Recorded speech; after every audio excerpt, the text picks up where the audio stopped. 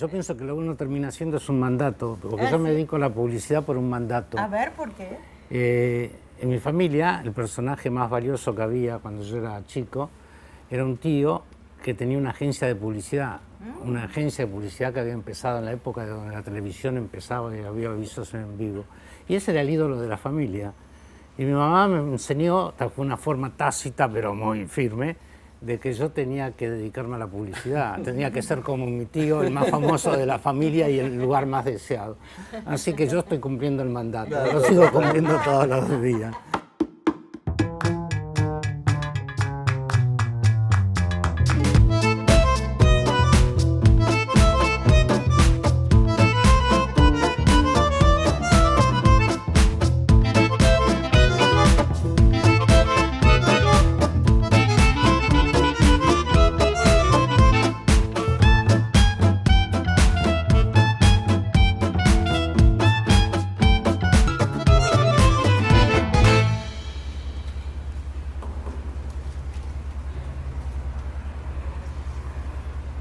Me llamo Inés Berton, soy alquimista, trotamundos y aventurera.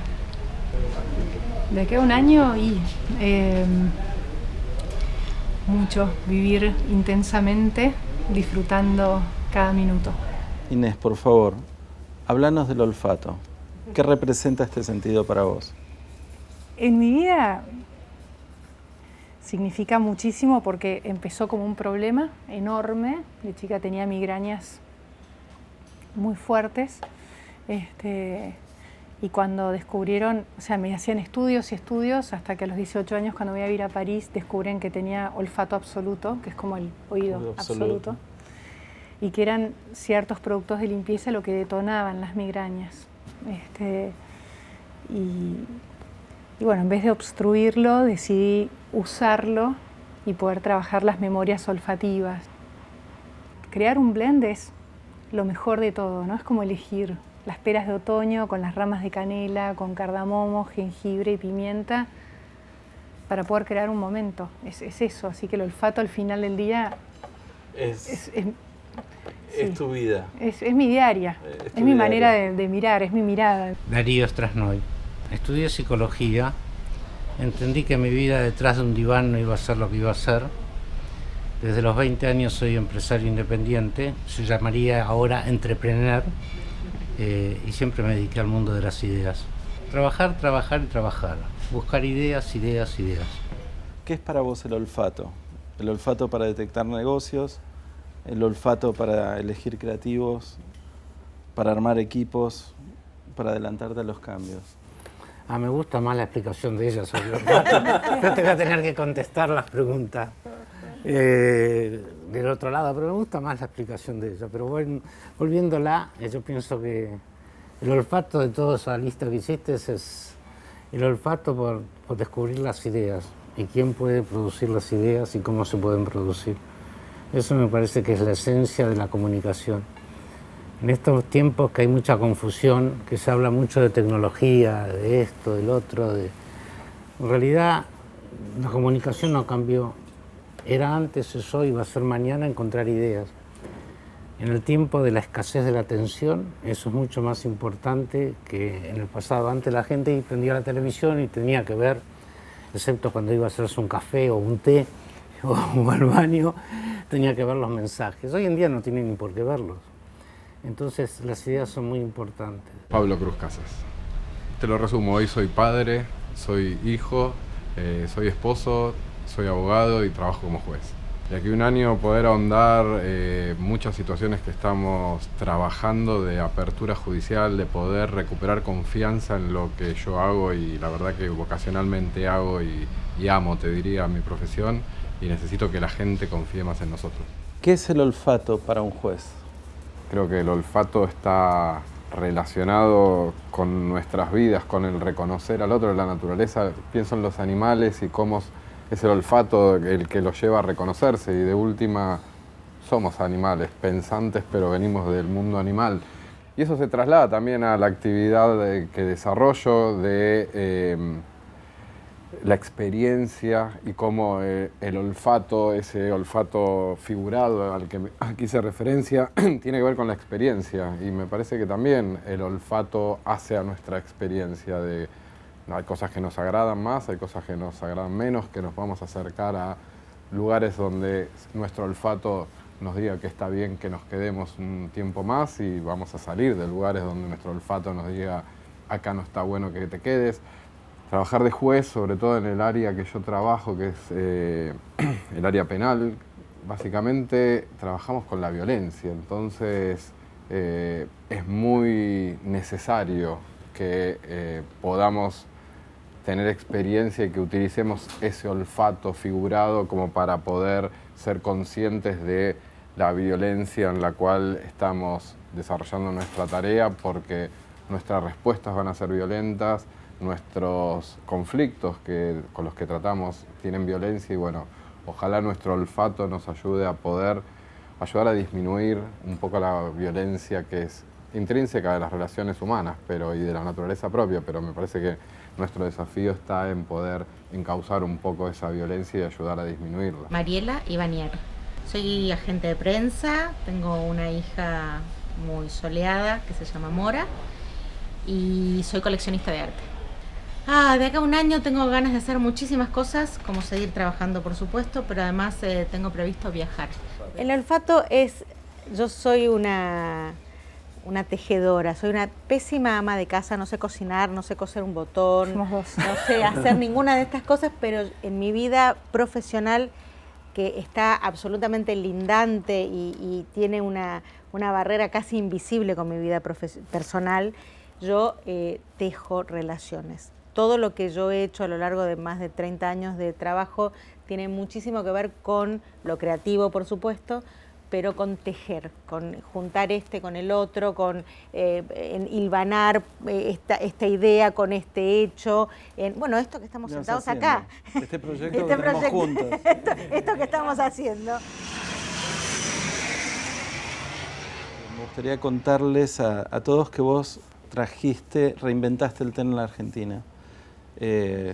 Más o menos en el 2001, por ahí, 2000-2001. Llegaste de Estados Unidos con una visión completamente distinta a la que nosotros teníamos del té, y hoy el té para nosotros es un producto que está más allá que en los supermercados y que tiene un valor, no sé si la palabra es apropiada, pero como un valor gourmet que antes no tenía. Contanos, a pesar de que nosotros la conocemos, la historia de Philosophy. Bueno, no empezó de un modo tan glamoroso, o sea, no empezó así. Y cuando estudié como perfumista, después me fui a Nueva York a trabajar para el Guggenheim del Soho, y la parte de abajo era una casa de té. Y a mí me gustaba ir y decía, yo quiero esto, con esto, con esto, con esto. Y por suerte toda la gente que hacía la fila decía, quiero lo mismo, quiero lo mismo, quiero lo mismo, hasta que me ofrecen irme a trabajar ahí. Pero bueno, no fue tan bien aceptado cuando llamo a Buenos Aires y le digo a mi padre, acabo de dejar el Museo Guggenheim, ahora voy a hacer té. Y el pobre me contesta, ¿test vocacional? Y yo le decía, no, té para tomar. Y me decía, ponelo un poco, ¿qué té para tomar? ¿Vas a mezclar yuyos? Me decía. Yo decía, sí, voy a mezclar yuyos, pero con onda, papá. Y había empezado a diseñar para marcas realmente interesantes en Londres y en París y afuera. Tuve la suerte de diseñar para Fauchon, para Harrods, para Bon Marché, para Galeries Lafayette, pero 2001 vengo a Buenos Aires a correr las 1000 millas porque me encantaban los autos clásicos y a divertirme. Una amiga me invita a correr y dejo mi departamento prestado en el Soho de New York, y a la persona que se le dejó prestada se le incendia mi casa. Incendio absoluto, a él no le pasa nada, pero incendio total. Y entonces vuelvo a Argentina sin nada, así, abajo de un puente, y no quería pedir prestado para que no me digan qué hacer, no quería que nadie me limite. Entonces nace Philosophy muy chiquita, con $132, todavía lo tengo enmarcado en mi oficina, y mi manera de poder como hacer era ir a los hoteles y restaurantes y les ofrecía crearles su propio blend. Entonces el Hotel Alvear, el Palacio Duo, el Yao Yao, todos tenían su carta y su blend. Yo les decía, No puedes ir a un sushi que no te ponen pan, no te ponen cubiertos y terminar haciendo el ahorcado con un saquito. Le decía, no tiene nada que ver, y los convencía como que era todo un desastre y que les iba a crear su propio perfume. Empezamos a hacer la carta para cada uno y después vino Chanel a pedirme su propio blend, que conocían mi trabajo, y les hice el blend Coco Canel. Para mí era fácil porque Chanel tiene la flor de la camelia, que es el Test Camellia sinensis. Y después, bueno, sí, me salió a diseñar para Chris Martin una línea de té para Coldplay, Lenny Kravitz, los Reyes de España. Le hiciste hasta un té al Dalai Lama. Yo trabajaba en la parte de abajo del Guggenheim del Soho y todos los días venían a tomar el desayuno Uma Thurman, en ese momento casada con Ethan Hawke. Y yo todos los días les creaba su té, que para mí era, ¿viste? Es el humor que tenés para vestirte, lo mismo. Hace frío, pienso en especias. Verano absoluto, les hacía un té frío con unos hielos. Hacía el hielo con la infusión de jengibre, lemongrass y manzanilla. Y un día Uma Thurman me dice, viene el Dalai Lama a Nueva York y mis padres dirigen la casa tibetana, el Tibetan House de New York. Entonces decidí crear unas hojas de té verde y unas flores de jazmín, una a una enrolladas a mano en forma de perlitas, y pones 5 en la taza y por la temperatura del agua florecen en la taza. Y bueno, así empezó una relación muy linda, y un día le pregunté a él qué era el té para él y me contestó, es el arte de ritualizar la hospitalidad. Y para mí fue la mejor definición, que hasta ahora es la mejor definición que encontré, ¿no? Les cuento a ustedes, Darío es para nosotros, sus colegas, el empresario publicitario número 1 de la Argentina. Pasaron las modas, los creativos, los gobiernos, y su agencia se mantuvo entre las 3 primeras del ranking por casi 25 años. Luego deja su agencia, crea y funda un nuevo ecosistema de marcas cuyo nombre es Untold. Entonces aprovecho para preguntarte qué características tiene Untold y qué es lo que no estaba dicho hasta ahora. En realidad no es que no estaba dicho hasta ahora, es decir, los tiempos cambian, entonces las cosas cambian, los formatos para crear las ideas cambian también, porque en realidad hubo un formato que estuvo muy bueno por 20 o 30 años, que era los grandes holdings. Y era un formato que tenía que ver con la cultura del trabajo, en qué lugar quería trabajar la gente y qué querían los clientes. Hoy los clientes quieren otra cosa, en el fondo quieren ideas, pero quieren otra relación con ellos, otro compromiso, otro estar, otra escucha. La gente que trabaja quiere otra cosa. Es decir, en este mundo en donde por todos lados te dicen, sé entrepreneur, realizá tu potencial, equivocate pero andá para adelante, la gente quiere hacer un poco de eso y tiene mucho menos deseo de trabajar en las grandes corporaciones. Entonces, el lugar donde se juntan los clientes queriendo otro tipo de relación con quien les acerca las ideas y la gente que trabaja buscando otra relación con su trabajo, con más libertad, con más capacidad de estar cerca del resultado en todos los sentidos, eso es Untold, una forma nueva que tampoco es revolucionaria, es mirar lo que está pasando en el mundo y ponerlo todo junto. Una nueva forma de poner profesionales que quieran trabajar juntos y crear ideas. Lo que él acaba de decir, yo leí cosas tuyas que son bastante similares, ¿verdad? Lo que veo hoy es que las nuevas generaciones quieren trabajar en compañías épicas, que dejen huella. La gente quiere más Patagonia, más Richard Bransons, más Virgin, este tipo de compañías que dejan huella.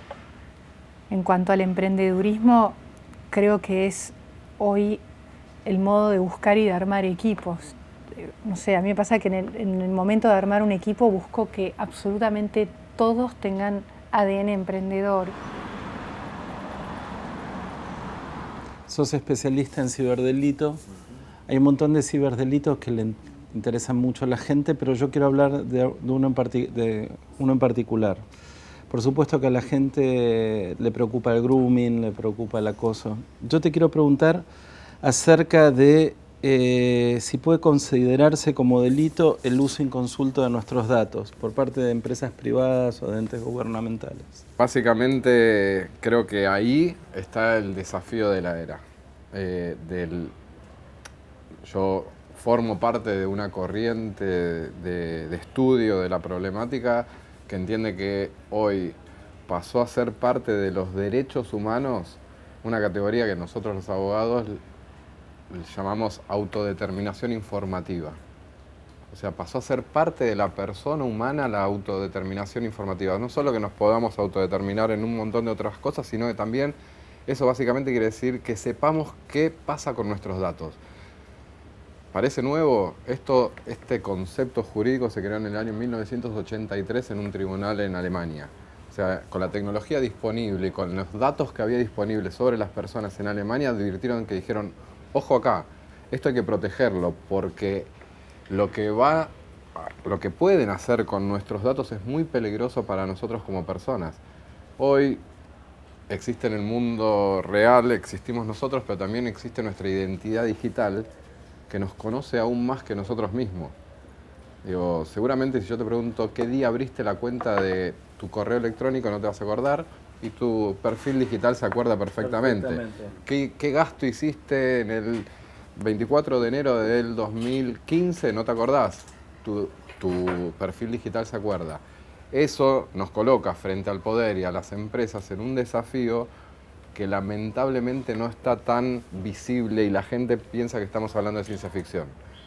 Cuando nos ponemos contentos que acá hay algunos anuncios, digamos, con mucho, que se hacen festivamente acerca de determinadas cuestiones que, por ejemplo, van a mirarnos permanentemente a nosotros y van a identificar nuestras caras y van a tratar de ver quién es prófugo de la justicia. Y yo digo, bueno, tengamos cuidado porque hay un desafío muy, muy grande respecto de que el Estado conozca permanentemente nuestros movimientos, incluso las empresas privadas, que nosotros sin pensar aceptamos ese términos de condiciones y después ya vemos que no siempre ni siquiera se respeta esos términos y condiciones que como mostró el caso de Facebook con Cambridge, había otra utilización también de nuestra información. Es muy, muy peligroso no atender esa cuestión y que dejemos todo en manos de la tecnología.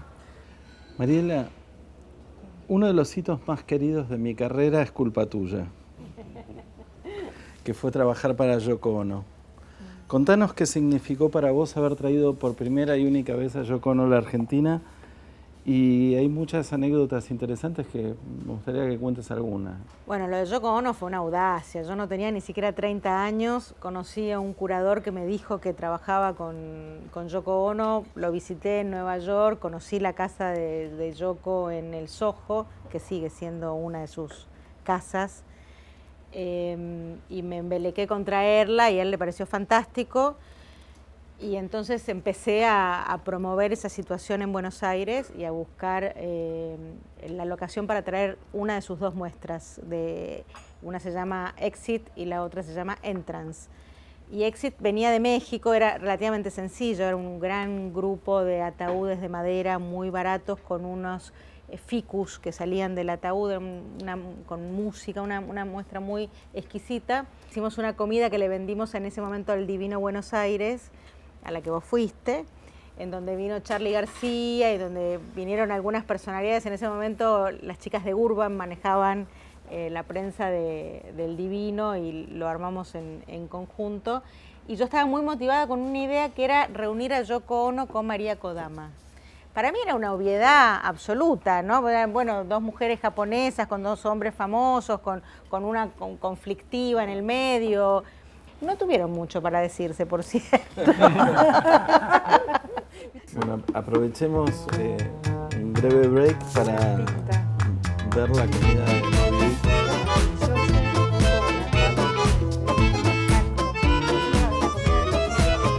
Es increíble. Inés, fuiste parte del G20, estuviste dentro del B20, el Business 20. Contanos esa tremenda experiencia, por favor. Tremenda. Decí la verdad, decí la verdad. Tremenda. Y bueno. La dejé, cambiamos. Siguiente pregunta. No, en realidad tuve una sensación muy distinta. Por un lado, cuando me dicen, mira, Inés, del sector público y privado, nos gustaría que seas chair del Business 20 y representar a las pymes de 20 países. Y los otros chairs son Marcos Galperín, Eduardo Elstein, Paolo Roca, Gutiérrez de YPF y Pagani de Arcor, o sea, son empresarios fortísimos. Número uno, y sos la única mujer y hay una parte que uno dice, me peino para la foto básicamente, pero hay una parte que es más, que yo creo que es la parte más linda, que es decir, me tocó crear 3 pymes en una Argentina que nació en el 2001, que hoy exportamos a 20 países, y sé lo que es crear una pyme en Argentina y lo vivo a diario. Y si puedo poner una voz y si puedo poner una mirada, creo que está bueno. Y bueno, me lo tomé con mucha seriedad, me lo tomé como realmente con mucho compromiso. Estuve un año, viajé a todas las provincias, recorrí muchísimas pymes, entendiendo como una pyme que quizás está en Patagonia, le es más caro para exportar a China, llevar cerezas de Río Negro al puerto que del puerto a China, y animarme a preguntar y animarme a entender desde dónde podemos ayudar y poner una mirada distinta. Reconozco, fue difícil ir a la OCDE a París a hablar entre empresarios de esta categoría y que me toque hablar en el medio y poder decir, para mí la educación es el oxígeno del futuro, y que por ahí piensen que me fumé el té, básicamente, en vez de tomarlo, o me lo pregunten. Creo también que uno de los ítems principales de las pymes son la atracción de talento, lo complejo que es la atracción de talento cuando las pymes son las que traen la flexibilidad al mercado, y si vos tenés la misma carga impositiva que una multinacional y con estas leyes laborales en una Argentina así tan compleja, es muy difícil atraer y también seguir dándole capacitación al talento que vos pudiste atraer. O sea, uno arma un equipo y lo tenés que seguir dándole oportunidades de estudios y capacitándose y todo. Al principio todos los papers que me traían o toda la documentación que me traían no me parecía que sea algo nuevo, hasta que pude ir desde un lugar que habla sobre el salario emocional. Y las pymes hoy tienen un tema de salario emocional que es fuertísimo. Cuando vos querés traer talento, no puedes pagar lo mismo que a un CEO de una multi, ¿entendés? O a un no sé, alguien que maneje la parte operativa. Entonces, el salario emocional y la flexibilidad que das es vital y es fundamental. Empezás a tratar de traer otras cosas a la mesa. Eso es un fenómeno mundial, ¿no? Sí. No solamente de nuestra crisis. Es absolutamente. No tiene que ver con la crisis. Yo pienso eso que decía antes de la cultura del trabajo.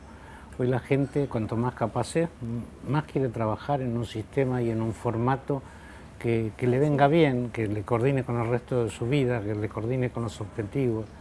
Es la forma de atraer a la gente hoy. Es decir, más allá si es pyme o no es pyme, el formato hoy para que gente muy capaz quiera trabajar con uno y sumarse tiene que ver con un cambio muy radical en el formato de trabajo, que es todas estas cosas que ella relata, y el darle un lugar, darle un significado y hacer algo que lo hagan suyo también. Claro.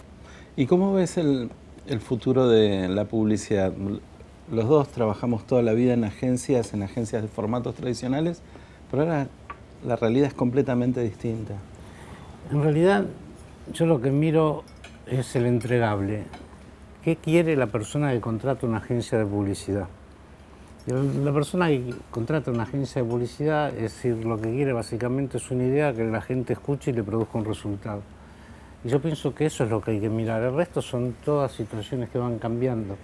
Es decir, estaban los grandes grupos, ahora hay muchas agencias independientes, ahora tenés Accenture que está comprando agencias.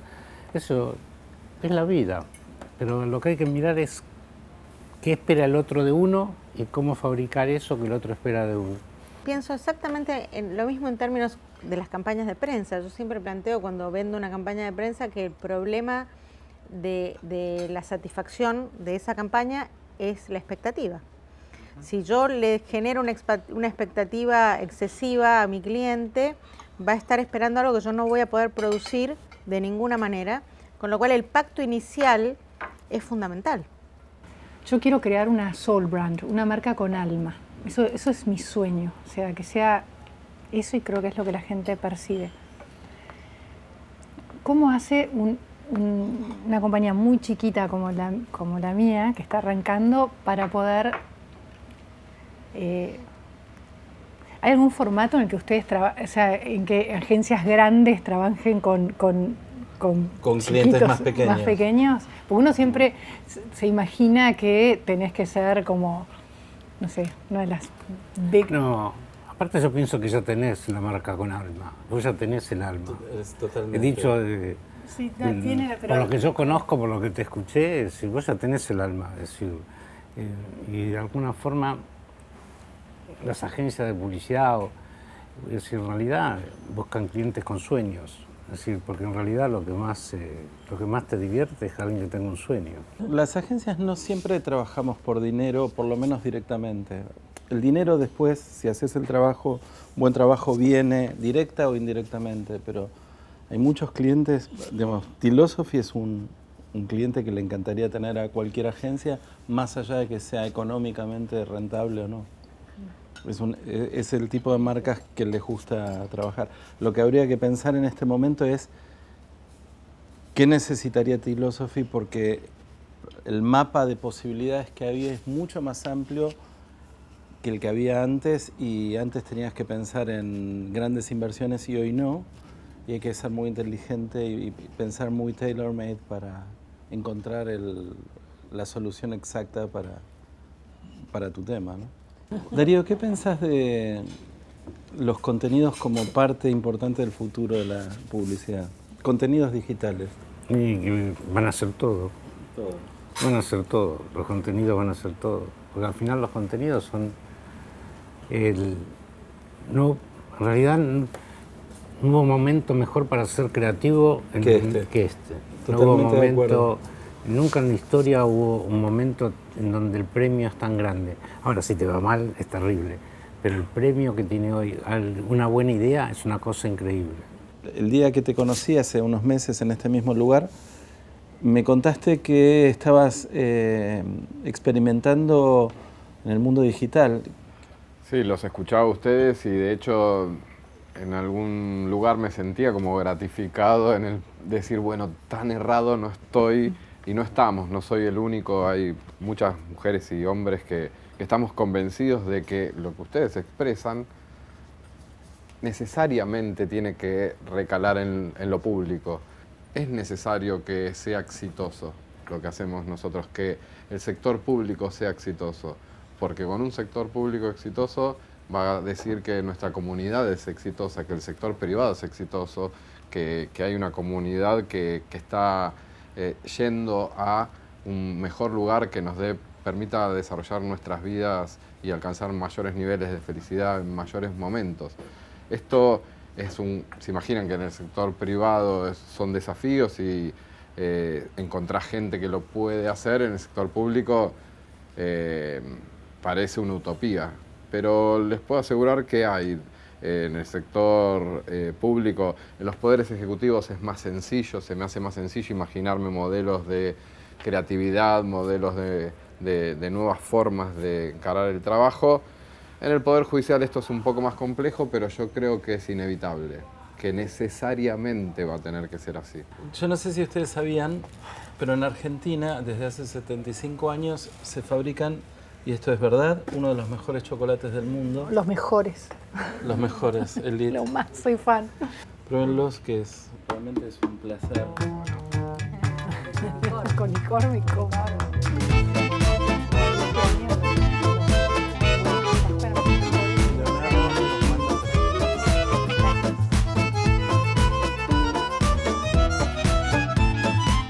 Esta capacidad de reinventarte continuamente es algo como propio, es algo que viene, pues siempre lo veo a tu padre muy cerca tuyo, es algo de familia, es algo que... Tiene mucho que ver con la diversión. Yo necesito divertirme. y tengo muchos chiches. Y no porque juego a, sería como un poco la dinámica. A mí yo todas las mañanas me levanto parecido a lo que contabas, que te volvés a levantar. Yo necesito levantarme para divertirme. Y si hay un día que me levanto y no me divierto, ese día no es bueno y no me gusta repetirlo. Entonces al otro día veo cómo hago para divertirme. Y es así. Bueno, tengo una pregunta, es decir, para volver a lo que estábamos hablando hace un ratito, que tiene que ver con que hoy hay una condena que va antes que la justicia. En las redes sociales, si doblaste mal o si sos culpable, cualquiera de los dos, realmente es como, es decir, es una situación que en algunos casos se transforma en algo muy lamentable, ¿no? Una visión desde la justicia de esto que pasa en el mundo de las redes sociales. El gran desafío, primero, es comprender la dinámica de cómo, de la velocidad y poder, yo creo que, a ver si te lo puedo resumir, una frase que quizás escucharon es, los jueces, o si lo escucharon desde un lugar bien machista y patriarcal, los jueces hablan solo a través de sus sentencias. ¿Sí? Era como, esa es la frase que definía por qué los jueces no se relacionaban de otra manera con la comunicación, con las personas. Yo entiendo que debemos entender las lógicas actuales de la dinámica y velocidad que tienen las redes sociales para poder aminorar esos efectos. No los vamos a hacer desaparecer porque yo creo que las redes sociales dieron mayor velocidad y amplitud a algo que ya sucedía. Darío, y vos que me conocés hace 30 años, ¿me ves más maduro ahora? ¿Me querés más? Parece un chico judío. Ay, me encantó la pregunta. Parece un chico judío al final, ¿viste? Bueno, italianos más o menos. Yo, la verdad, si estás más maduro no podría decirlo, pero sí te veo igual de creativo que antes. Bueno, muchísimas gracias. Buena respuesta y muy halagadora para mí, ¿eh? Me parece que esta es la mejor parte de la era digital, esta especie de democratización de que todos podemos hacer algo y podemos exhibirlo y podemos generar algo que... En definitiva, esta mesa es increíble, pero esta mesa se va a ver en, no sé cuántos, pero como 20 países. Se va a ver en España, en Estados Unidos de acá para abajo. Y bueno, eso es mérito de este momento que estamos viendo y que creo que lo estamos aprovechando bastante bien, por lo menos lo hemos aprovechado muy bien en este almuerzo.